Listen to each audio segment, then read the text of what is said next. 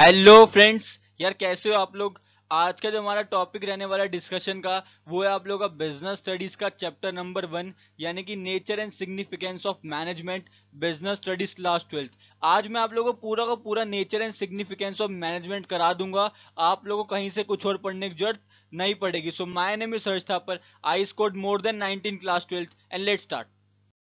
Nature and significance of management यानी कि chapter का मतलब क्या है कि मैनेजमेंट का नेचर क्या है और मैनेजमेंट का सिग्निफिकेंस क्या है, मैनेजमेंट की इंपॉर्टेंस क्या है।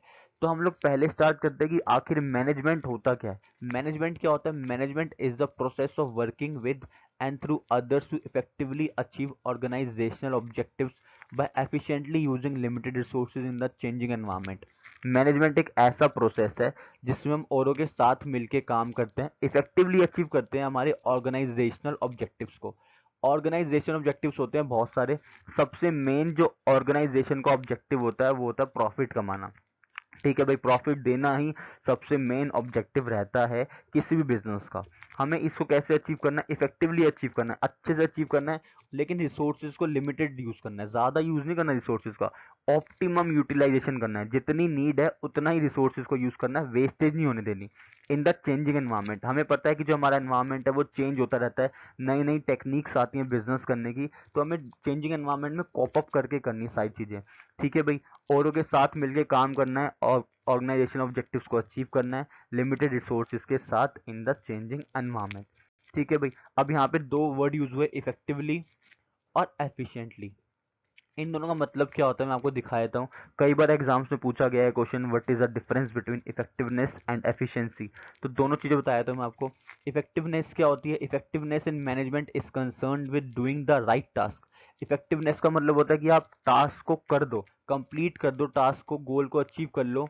और ये आपके एंड रिजल्ट से रिलेटेड होता है, किसी भी चीज को करके देना। जैसे मैंने आपको बोला कि आपको असाइनमेंट सबमिट करना है, आप लोग, मैंने बोला कि आपको 4 दिन बाद असाइनमेंट सबमिट करना है, आप लोगों ने कर दिया, तो ये इफेक्टिवनेस है। एफिशिएंसी क्या होती है?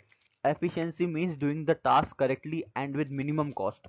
अब यहाँ पे जो डिफरेंस है वो ये है कि यहाँ पे भी आप लोगों ने काम टाइम पे ही किया है, लेकिन जो कॉस्ट आई है वो मिनिमम आई है, कम से कम कॉस्ट में किया है। जैसे मैंने दो बच्चों को बोला, ऊपर देखो, दो बच्चों को मैंने बोला कि आपको असाइनमेंट सबमिट करना है। दोनों को मैंने बोला 4 दिन बाद करना है, दोनों ने 4 दिन बाद सबमिट कर दिया।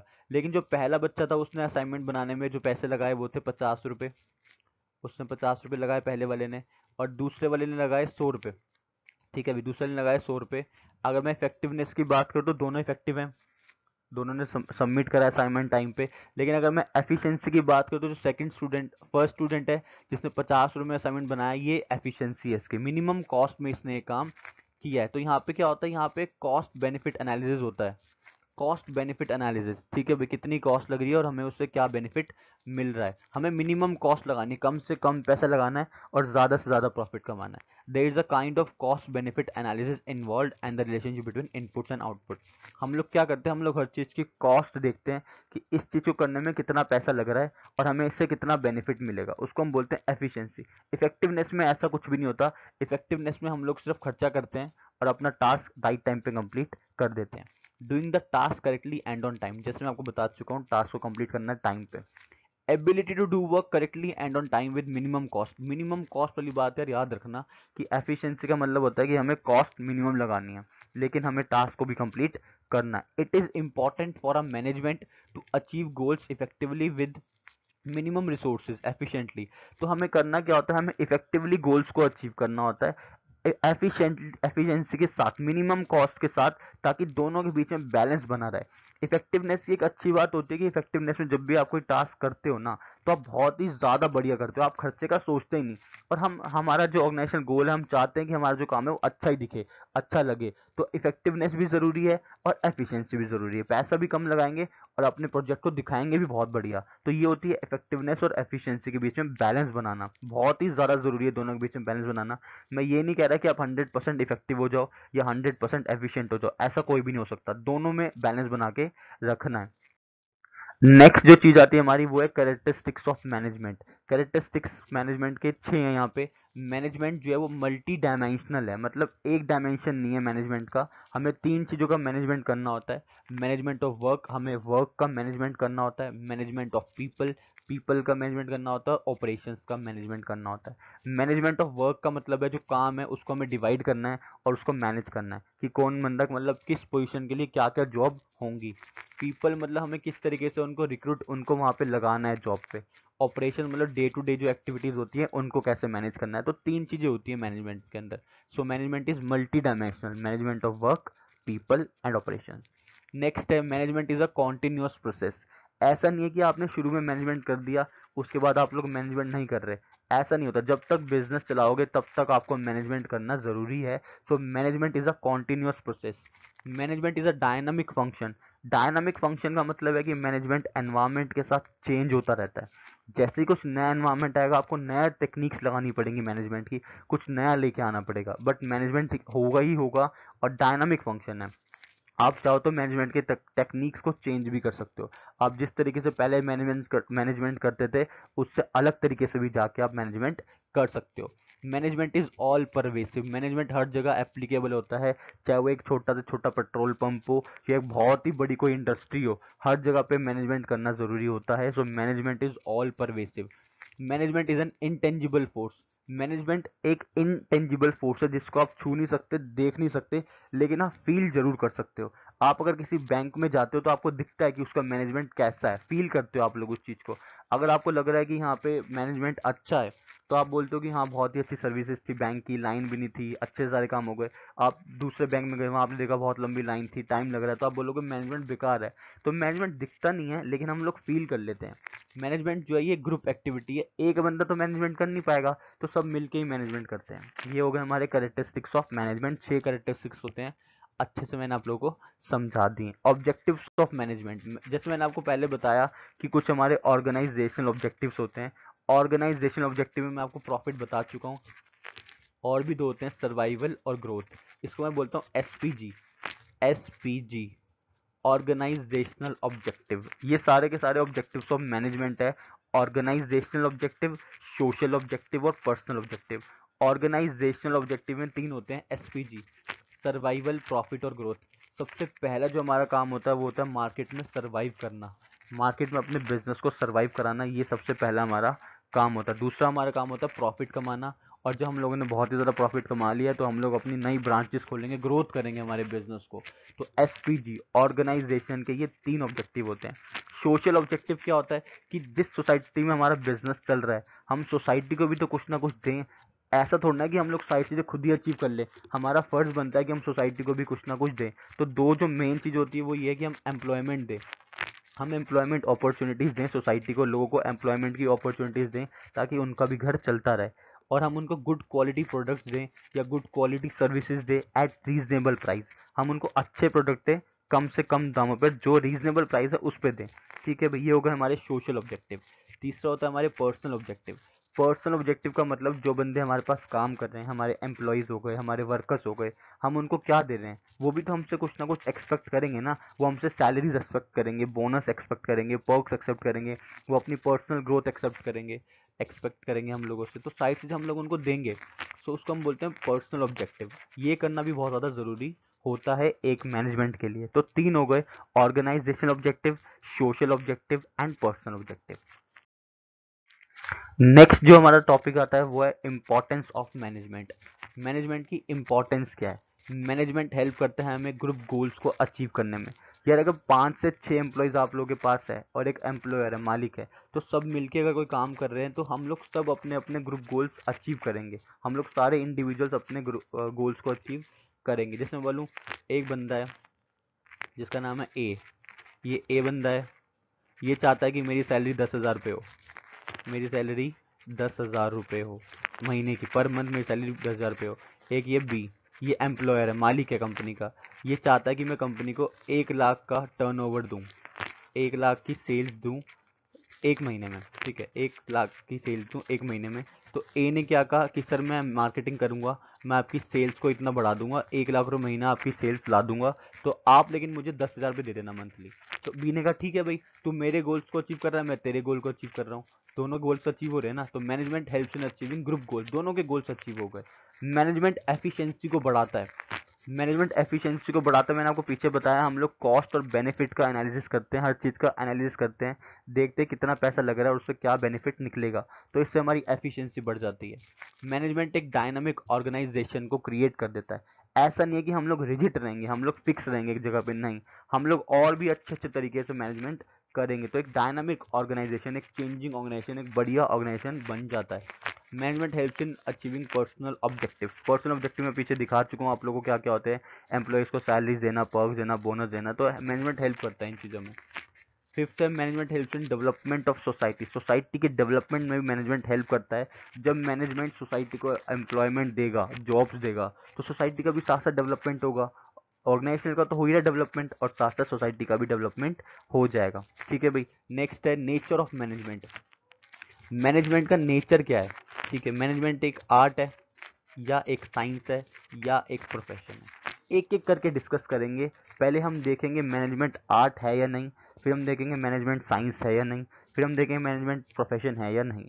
मैनेजमेंट एज एन आर्ट से बात करता हूँ। आर्ट क्या होती है भाई? आर्ट होती है कला, जिसके लिए आपको थियोरेटिकल नॉलेज की नीड होती है।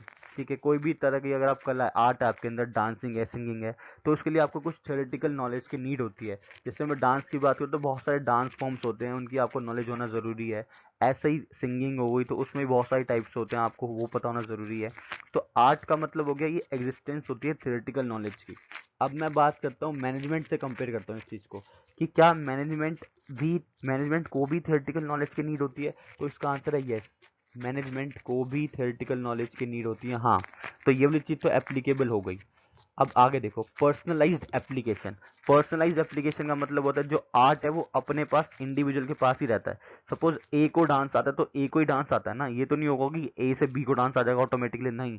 जो डांस ए को आता है वो ए को ही आएगा, ये आर्ट ए के अंदर है। जो बी के अंदर आर्ट है वो सिंगिंग की है, तो वो बी के अंदर आर्ट है। ये पर्सनलाइज्ड, हर बंदे के अंदर अपनी अपनी आर्ट होती है, कला होती है। ऐसे क्या मैनेजमेंट में भी होता है? तो हाँ भाई, बिल्कुल होता है। आप अगर मैनेजर हो तो आप मैनेजर हो ना, आपके भाई या आपके दीदी ये सब मैनेजर नहीं बने, आप खुद मैनेजर बने हो, तो ये पर्सनलाइज्ड एप्लीकेशन है। तो दोनों चीजें सेटिस्फाई हो रही हैं। Based on practice and creativity. जो आर्ट है वो प्रैक्टिस और क्रिएटिविटी के ऊपर बेस्ड होती है। हम लोग नए नए तरह के क्रिएटिव्स करते हैं, डांस फॉर्म, सिंगिंग फॉर्म्स, या और भी कोई आर्ट है तो हम लोग प्रैक्टिस करते हैं क्रिएटिव बनने के लिए। तो मैनेजमेंट में भी ऐसा ही तो होता है, हम भी तो चाहते हैं क्रिएटिविटी हो हमारे ऑर्गेनाइजेशन के अंदर, प्रैक्टिस करते हैं हम लोग।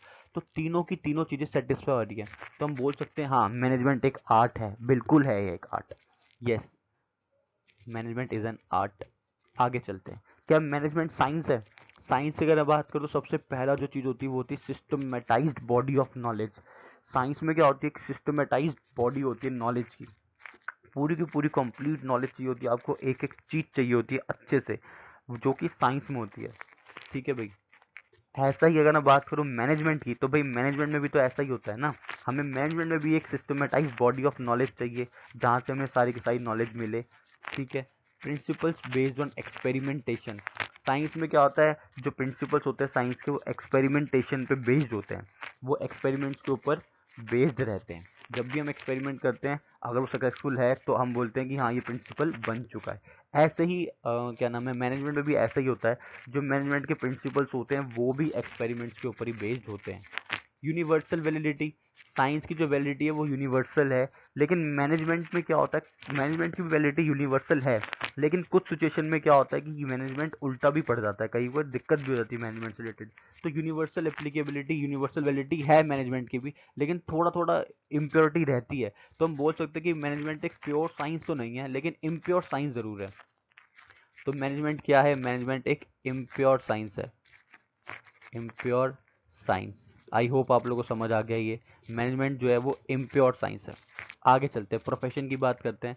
प्रोफेशन में क्या होता है? एक well defined body of knowledge होती है। प्रोफेशन का मतलब सीए हो गया, और भी कोई तरह का प्रोफेशन हो गया, टीचिंग हो गया, इसके लिए एक well defined body of knowledge होती है, जहाँ से आपको सर्टिफिकेट लेना होता है। अगर मैं बात करूँ मैनेजमेंट की, क्या मैनेजमेंट में भी सर्टिफिकेट लेना ज़रूरी है? हाँ, मैनेजमेंट भी ज़रूरी नहीं है, लेकिन सर्टिफिकेट अवेलेबल है, आप चाहो तो ले सकते हो। एमा, AIMA, ये देता है आपको मैनेजमेंट का सर्टिफिकेट। AIMA, एमा, ऑल इंडिया मैनेजमेंट एसोसिएशन। तो ठीक है, हमारे पास भी है, मैनेजमेंट में भी होता है एक एसोसिएशन जहाँ से आप सर्टिफिकेट ले सकते हो। Restricted entry. प्रोफेशन में क्या होता है, एंट्री रिस्ट्रिक्टेड होती है, कुछ पर्टिकुलर बंदे ही होते हैं जो इसमें एंटर करते हैं, लेकिन सब एंटर नहीं कर पाते। अगर मैं बात करूँ मैनेजमेंट की, तो भाई मैनेजमेंट में सब एंटर कर सकते हैं, तो ये पॉइंट सेटिस्फाई नहीं हो रहा हमारे मैनेजमेंट के साथ प्रोफेशन का।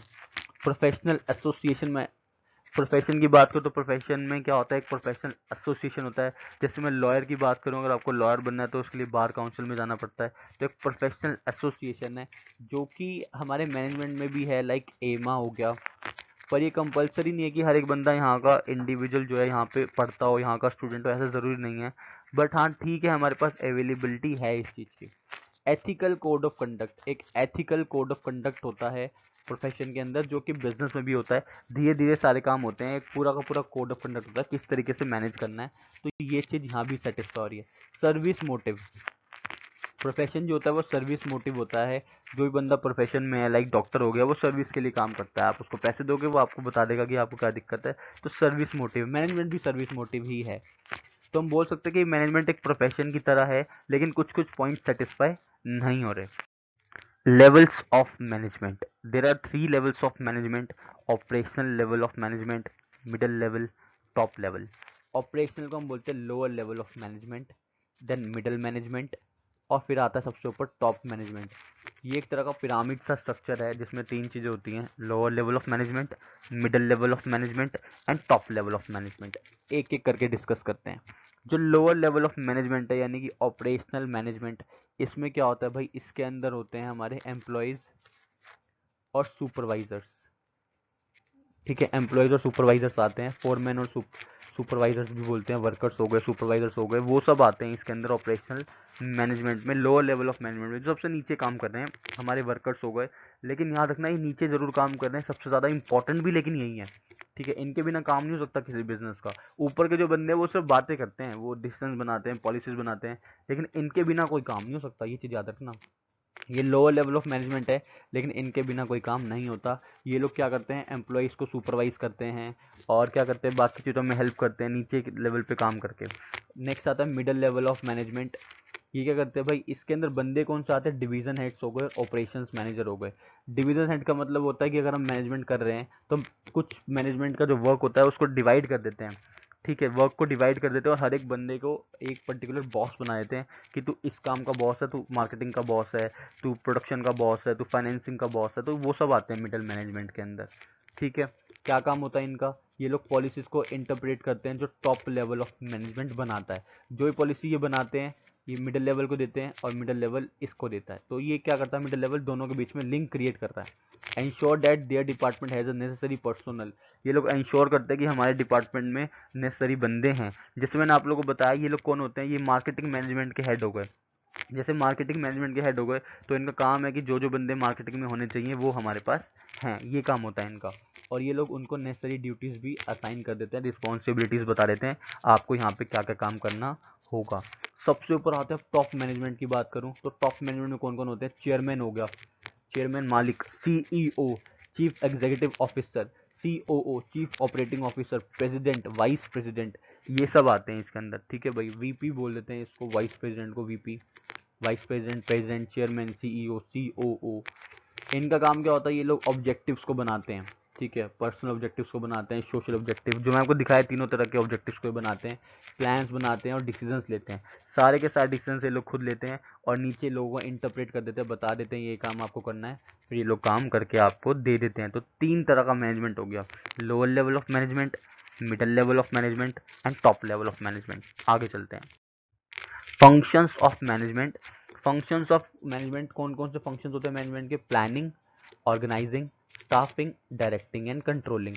एक एक करके होते हैं ये सारे। सबसे पहले प्लानिंग होती है, हम लोग प्लान्स बनाते हैं, फिर हम उसको ऑर्गेनाइज करते हैं, स्टाफ करते हैं, लोगों को डायरेक्ट करते हैं, कंट्रोल करते हैं। तो ये जो पांचों के पांचों फंक्शंस ऑफ मैनेजमेंट है, इन पे बेस्ड एक एक चैप्टर है जो मैं आपको अच्छे से तब जाके समझाऊंगा। ठीक है भाई, हम लोग यहाँ पे आते हैं coordination, which is the essence of management. यार जब भी आपको मैनेजमेंट करना है ना, तो आपको कोऑर्डिनेशन करना ज़रूरी है। ऐसा नहीं है कि आप लोग आपस में ही लड़ रहे हो। जब आप लोग आपस में ही लड़ोगे तो मैनेजमेंट होगा कैसे। So coordination is very very important. काफ़ी बार केस स्टडीज़ में इस बारे में क्वेश्चन पूछा गया कोऑर्डिनेशन को लेके। कोऑर्डिनेशन होता क्या है, coordination refers to the task of integrating the activities of separate units of an organisation to accomplish the organisation goals effectively. जैसे मैंने आपको बोला कि 3-4 हेड है एक कंपनी में। जैसे मैंने बोला मार्केटिंग मैनेजमेंट, मार्केटिंग हेड हो गया, फाइनेंस हेड हो गया और प्रोडक्शन हेड। ठीक है, 3 डिपार्टमेंट हो गए, मैंने मार्केटिंग, फाइनेंस और प्रोडक्शन। प्रोडक्शन में क्या होता है, ये लोग प्रोडक्ट करते हैं, फाइनेंसिंग में पैसा लाते हैं, मार्केटिंग में ये लोग सेलिंग में हेल्प करते हैं, बेचने में हेल्प करते हैं चीज़ों को। अगर इन तीनों के बीच में कोऑर्डिनेशन नहीं है तो हम लोग ऑर्गेनाइजेशनल गोल्स को अचीव कर ही नहीं सकते। तीनों के बीच में कोऑर्डिनेशन कैसे बनेगा?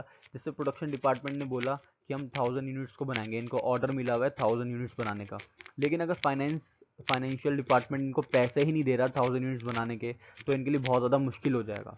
सपोज इन दोनों ने आपस में कोऑर्डिनेट कर लिया, इनने पैसे भी दे दिए, इसने 1000 यूनिट्स बना भी ली, लेकिन मार्केटिंग डिपार्टमेंट बेच ही नहीं रहा, मना कर रहा है, भाई मुझे तो पता ही नहीं था ये चीज़ भी कैसे होती है। तो इन तीनों में कोऑर्डिनेशन होना ज़रूरी है कि हम लोग कितने यूनिट्स बनाएंगे, कहाँ से पैसों का अरेंजमेंट होगा और किस तरीके से हम लोग इसको बेचेंगे। तो कोऑर्डिनेशन बहुत ज़्यादा इंपॉर्टेंट है। कोऑर्डिनेशन की नेचर क्या है? कोऑर्डिनेशन इंटीग्रेट्स करता है ग्रुप एफर्ट्स को, सारे के सारे ग्रुप एफर्ट्स को ये एक जगह ले आता है, इंटीग्रेट करता है, मिला देता है। Coordination ensures unity of command. Unity of command का मतलब एक ही ऑर्डर लेंगे। जैसे मैंने आपको बताया 1000 यूनिट्स है, तो सब लोग मान के चलेंगे कि 1000 यूनिट्स को प्रोड्यूस करना है, फाइनेंस करना है, मार्केटिंग करनी है, 1000 यूनिट्स की एक ही जगह से लेंगे, सही रहेगा। कोऑर्डिनेशन जो है ये कॉन्टिन्यूस प्रोसेस है, हर बार चलता रहता है, चलता रहता है, चलता रहता है। ऐसा नहीं है कि एक प्रोजेक्ट अचीव कर लिया तो अगले में हम लोग कोऑर्डिनेशन नहीं करेंगे, ऐसा नहीं है, ये कॉन्टिन्यूस प्रोसेस है। कोऑर्डिनेशन जो है ये भी एक ऑल परवेसिव फंक्शन है, हर जगह एप्लीकेबल होता है ये। कोऑर्डिनेशन हर एक मैनेजर की रिस्पॉन्सिबिलिटी होती है कि वो कोऑर्डिनेट करें, और ये एक डेलिब्रेट फंक्शन है, ये दिमाग से खेला जाता है, मतलब कोऑर्डिनेशन दिमाग से करा जाता है। ऐसा नहीं है कुछ भी करके हम लोग क्या नाम है कोऑर्डिनेशन कर लेंगे, दिमाग लगाया जाता है किस तरीके से हमें प्रोड्यूस करना है, किस तरीके से फाइनेंस करना है, मार्केटिंग करनी है, तो डेलिब्रेट फंक्शन है ये एक। सो आई होप आप लोगों को फर्स्ट चैप्टर समझ आ गया है। बाकी चैप्टर्स की वीडियोस भी आएंगी, डेली एक वीडियो आप लोगों के पास आती रहेगी। जो नेक्स्ट वीडियो आएगी कल, वो होगी आपके सेकंड चैप्टर से रिलेटेड, प्रिंसिपल्स ऑफ मैनेजमेंट। तब तक के लिए भाई all the very very best. Video को अपने फ्रेंड्स के साथ शेयर करो, चैनल को सब्सक्राइब करो और साथ में लगे बेल आइकन को प्रेस कर दो ताकि लेटेस्ट वीडियोस आप लोगों को सबसे पहले मिलती रहें। Thank you.